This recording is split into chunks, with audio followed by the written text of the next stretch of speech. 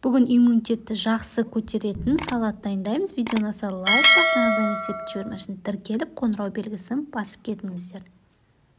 Салатқа керек заттарымыз ол қызанақ, мейіз, греческий орех және де майонез.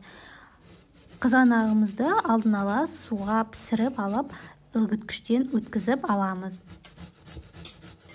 Толық құрамын видеоның астында жазып қалдырамын. Греческий орехті ұсақтап тураймыз. Блендер болса, блендермен де өткізіп алуға болады. Салатымыз тез және оңай жасалады. Үгіткіштен өткізген қызанағымызды үлкен ыдысқа салып, үстіне мейізімізді саламыз.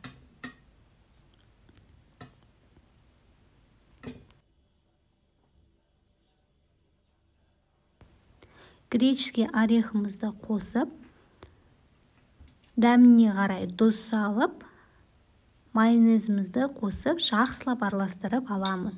Салатымыз өте дәмді болып шығады және де иммунитетті көтеруге жақсы көмектеседі. Бұл салатты гемоглобин төмен адамда жесе, гемоглобинді көтеруге де жақсы көмектеседі. Салатымыз өте дәмді болып шығады, жасап көріңіздер. Видеоны аса лайк басып, жаңадан есепті жібермешін тіркеліп, қоңырау белгісін басып кетіңіздер. Рахмет сіздерге.